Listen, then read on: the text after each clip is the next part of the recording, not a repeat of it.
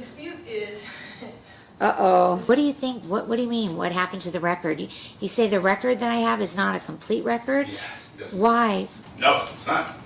And so the prosecution gave their opening statement, and the judge didn't call on you to give an opening statement? Not at all. What did he do? He moved right on and let them call witnesses. And they slept their case. What? Yep. Man, look at, man, hell no. Hell no. Okay, but that's in the record, that's in the transcript, that before you put on your case in chief, you asked to give an opening? Oh, very much. Yes. Okay, all right. Yes, ma'am. May I make an opening statement, or? Again, we did write an opposition opposing counsel primarily because there's no...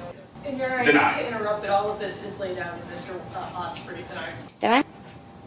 The video has been altered. I'm not crazy. I know for a fact it's a malicious prosecution to begin with.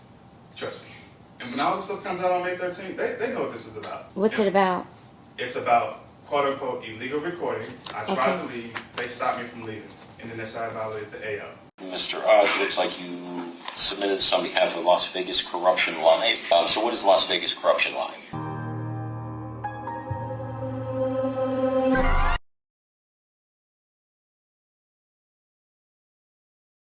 What's your name? Philip?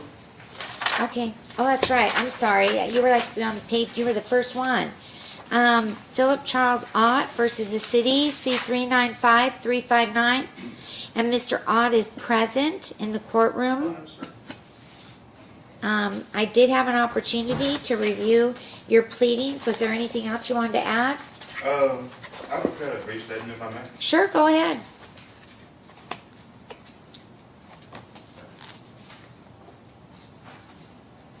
What are you looking for? I just threw some gum away. Oh, okay. Your Honor, I would respectfully move for appointment of counsel for purposes of this appeal. This is not a routine appeal. The issues before this court involve multiple constitutional violations that go directly to the integrity of the proceedings and the validity of the conviction. First, this case involves First Amendment and Fourth Amendment issues, including whether I was detained for engaging in protected activity, specifically recording law enforcement activity, and whether the justification for that detention shifted after the fact. Second, there are serious due process concerns. The charging document was altered, critical video evidence was not disclosed prior to trial, and the official record does not fully or accurately reflect what happened in the courtroom. Those issues alone create a record that is not straightforward and requires legal analysis beyond what a typical pro se litigant can reasonably present on appeal. Third, I am at a significant disadvantage.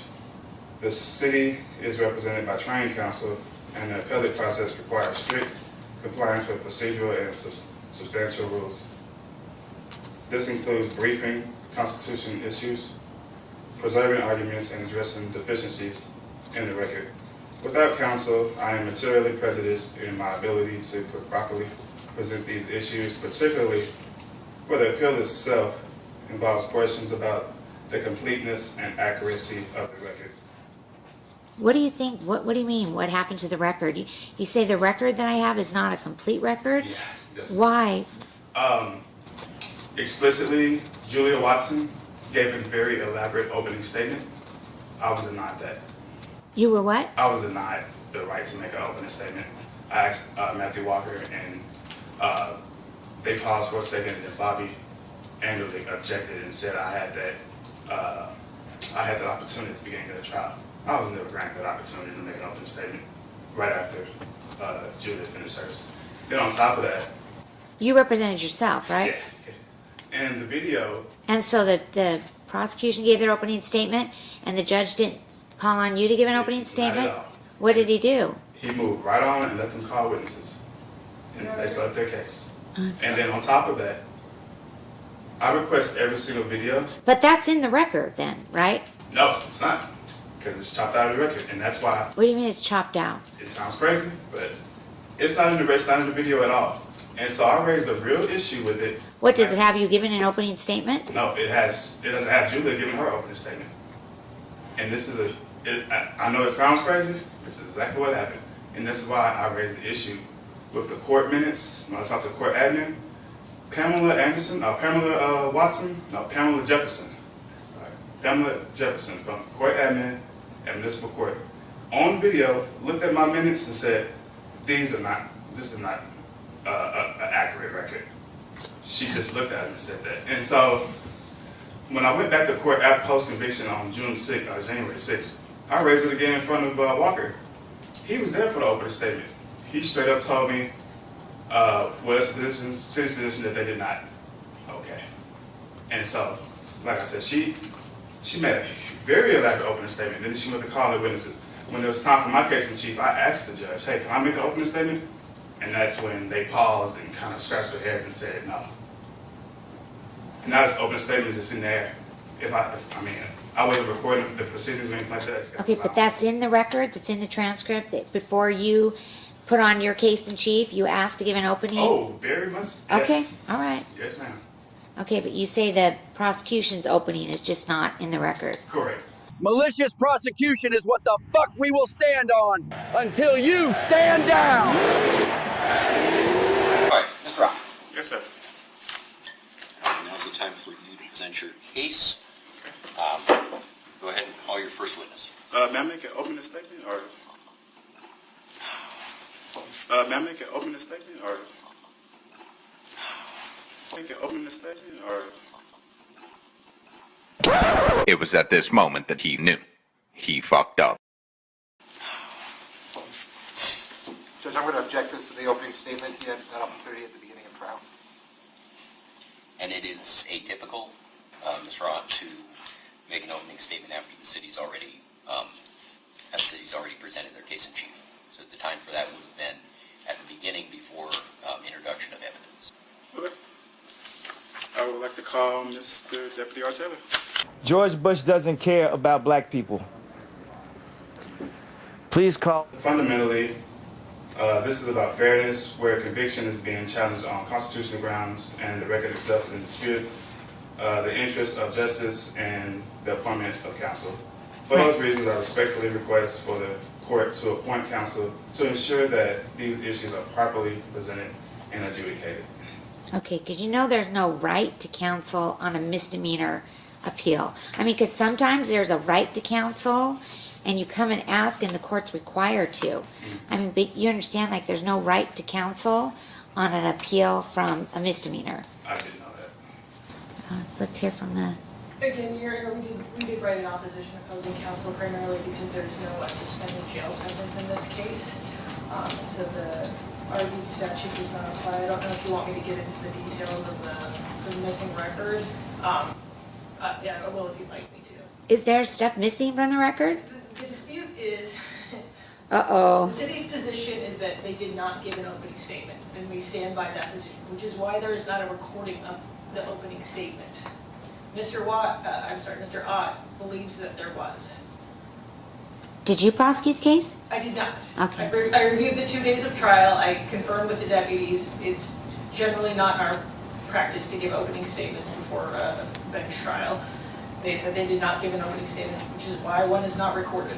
And that's sort of the crux of it. With respect to the court administrator, they did accurately represent that the court minutes are not a record of the proceeding. That would be a transcript of the jabs. Right, that would be true. So I don't know what context it was set in, but the minutes are not the official record. I mean, the transcript is the official record. I mean, because the minutes couldn't possibly be a complete record, you know, because the clerk is not taking down everything that's being said.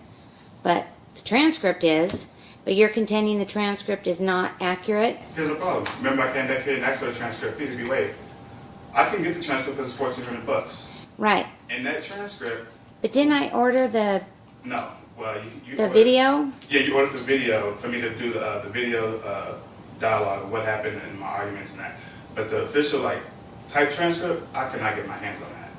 And the city knows that. Right, but what would be the difference? There would be no difference between the video that recorded the trial versus somebody listening to that and typing it. Well, it's, and I'll say this with the most respect. Okay. The video has been altered. I'm not crazy. I know for a fact Julia Watson gave a very elaborate opening statement. Then went and called witnesses. And when... Well, regardless, I mean, because opening statements are not evidence. You know, so regardless of that, my concern is your contention that you were denied the ability to, that you asked for an opening statement and I guess the judge told you no? Absolutely. Okay. And I also asked for probable cause to be revisited. He said absolutely not. He failed the rule on several motions to dismiss. I made 4 of them. He pushed them off on another judge, Judge Morrow, who I spent money, getting a haircut, suit money, all this stuff to come in here for that judge to be like, no, we're sending it back to Walker. And I asked Judge Walker before that day, I'm like, how is he going to rule on this if he doesn't even know any of the facts? And he said he'll Well, make a because decision. you read the pleadings. Right. But How does any judge know how to rule on something? Because they read, they educate themselves. Are you contending the other one just didn't read the stuff? Well, it's not just the reading, it's the actual day one of trial. He wasn't there for that, for the testimony and all of that stuff. And also... Oh, so you filed motions to dismiss after evidence? I filed motions to dismiss throughout the trial. Pre-trial, during the trial. Okay. And all of those were pushed off, forcing me into a blitzed trial. And Into a what trial? a blitz. I was blitzed Okay. by the 59-minute long video. This court, not your court, but this courthouse, refused to give me that video on the public records. I made several requests with Tim Andrews downstairs, and finally I had to subpoena it 2 days before. I was very transparent. I gave that to the city. The city, I didn't even know, had already had the video. They're supposed to give that to me, no matter how it makes them look. I didn't get it. They came out with that video on day 2. Another rabbit out the hat. Then... Okay, but this all stuff is in the record, and you can bring that to the court's attention in your appellate brief, right? Yeah, I have already. And the problem with their saying, with the opposing counsel is saying that Julia Watson didn't make an opening statement. If she didn't make an opening statement, she should be able to come here under oath and say she didn't make an opening statement and take a test right after that. I guarantee We she don't won't do agree that. to that. We don't do that on No, she's not appeals. going to do it. I know she's not. But again, you have to remember, like, opening statements, those are not evidence. Okay? The only thing that the trier of fact can consider is stuff that comes out from the witness stand after someone is sworn in. Opening statements are not evidence. I mean, they're just supposed to be like tell the story of what you think the evidence is going to show. And then at the end, you get to, all the evidences come in and you get to argue what you believe the evidence shows and how it applies to the law. But like, opening statements are not evidence. So even if that's true, I don't know how that would affect, your trial. The only thing that I'm concerned about is being denied the ability to make an opening statement to the court. And you said, I want to make an opening statement, and the judge said, no, you cannot. Absolutely. Before when my case in chief started, because it was always in the back of my mind, okay, maybe I could make the opening statement during my case, right? And so I You can reserve. I mean, the rules allow you to reserve, and you can make an opening statement before your case in chief. That is permitted. And I asked Judge Walker on record, this is on the video, hey, can I make an opening statement? And Your Honor, I Deny. hate to interrupt, but all of this is laid out in Mr. Ott's brief, and I've also done it in my opposition to his reply. Okay, and so you don't want, I mean, I'm going to deny the request for the attorney, but then you have a motion for modifying the briefing schedule and resetting the hearing. You don't need the briefings. Do you need additional time now that you have the video?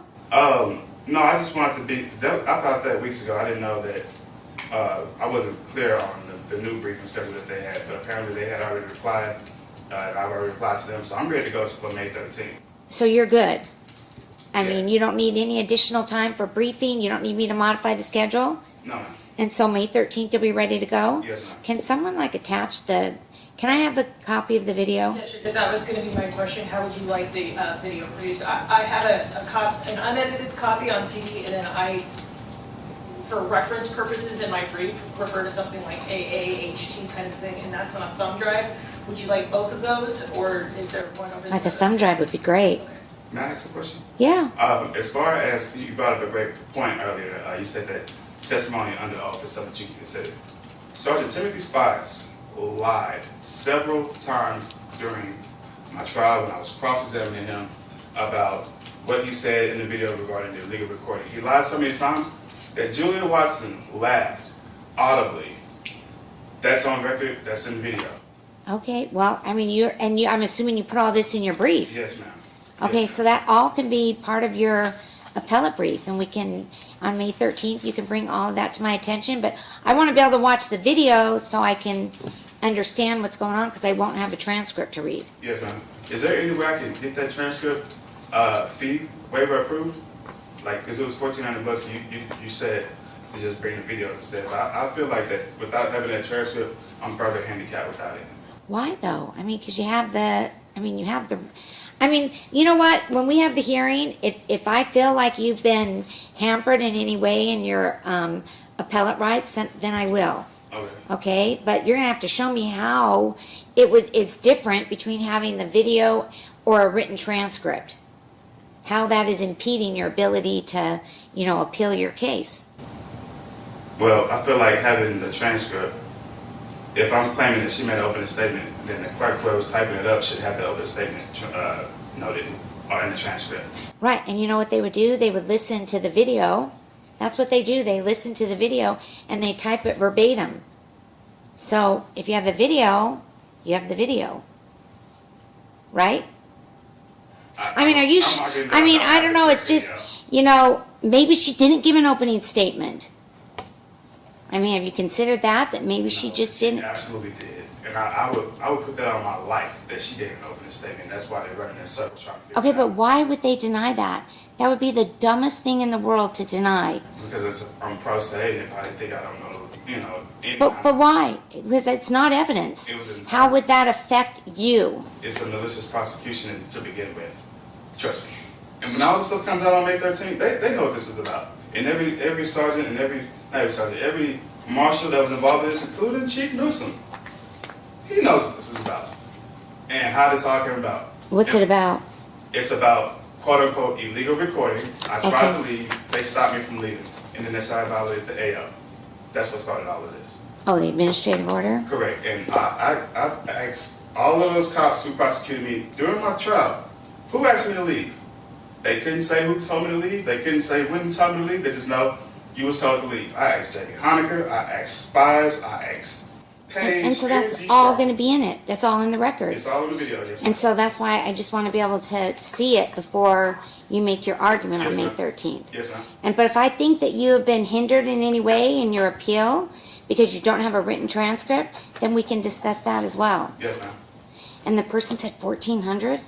Yes, ma'am. Was it a couple of days? It was only 2 days of trial.